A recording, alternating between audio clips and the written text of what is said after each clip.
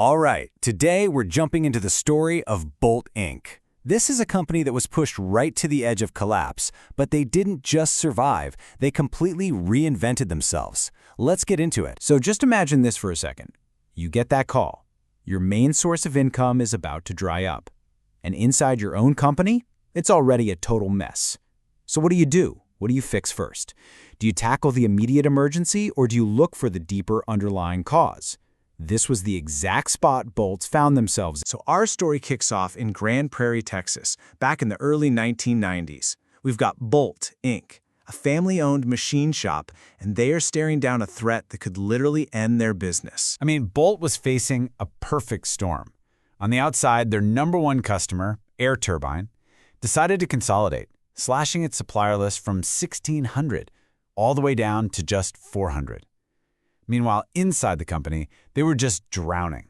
The whole production system was choked with orders, the factory floor was a complete disaster of half-finished parts, and just finding the right order or the right piece of paperwork was a daily nightmare. And of course, with all that chaos, quality started to tank. And this quote from Bolt's president, John Wilson, just says it all. It wasn't fun to come to work. You know, this wasn't just some abstract business problem on a spreadsheet. It was a human problem.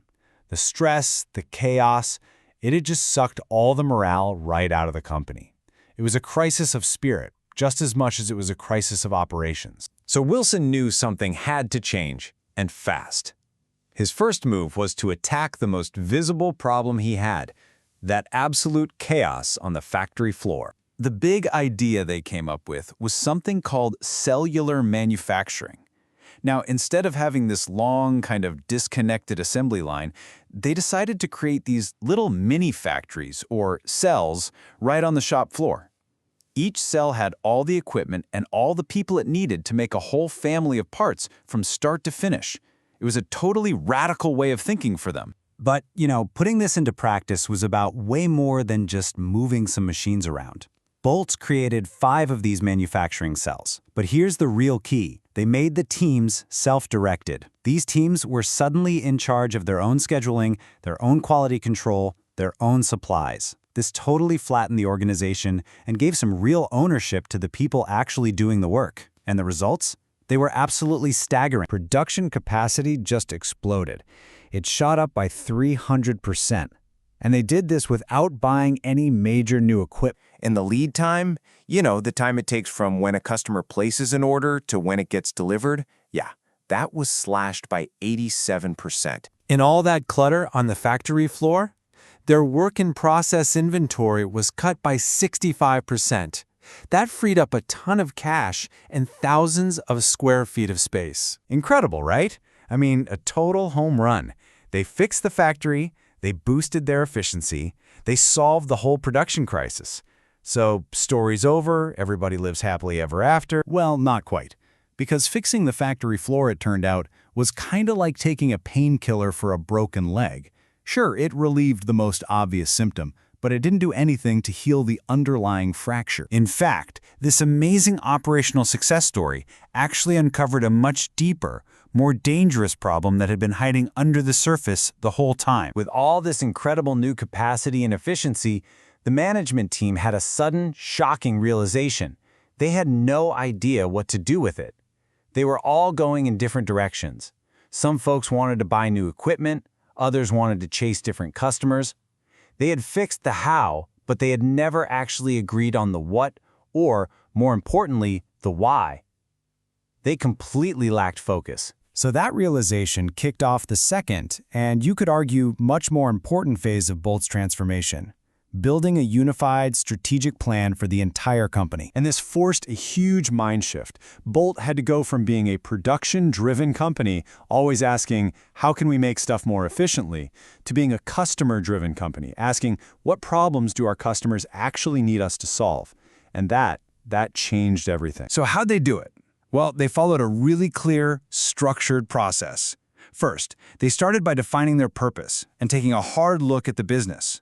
From there, they set some really clear goals, and, this is critical, they identified who their most profitable customers were.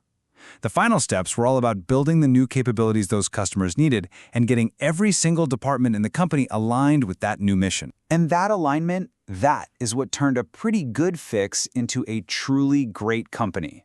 The strategic plan became a roadmap that guided every single decision in every department. And you could actually see this new strategy come to life across the whole organization. Marketing stopped chasing every small order and started focusing on those key high-value accounts. Manufacturing built entirely new capabilities based on what those specific customers needed. They invested in a new information system so they could guarantee on-time delivery. HR went out and hired specialists for the new services they were offering. It was a complete, holistic transformation from the very top to the very bottom. And the numbers? They prove it worked. This data is pretty incredible. Just look at that sales per employee column. That's basically a measure of productivity. It almost doubled in 5 years. And this wasn't done at the expense of the workers. Look at the average wage. It went up consistently, year after year. A better strategy led to a better, more productive, and higher-paying company for everybody involved. So the final result of this whole 6-year journey? Total sales grew by 56%. Even after that crisis that nearly broke them, Bolt came out the other side a bigger, a stronger, and a much more profitable business. You know, the lesson from Bolt isn't just about factory layouts or strategic plans. It's about making sure you're diagnosing the right problem. It's so easy to get caught up fighting fires and just fixing the symptoms you can see. But the real transformation, the lasting change, comes from asking a much deeper question. Are we just busy? Or are we actually focused on what truly matters? And that's a question that every leader and really every team should be asking themselves.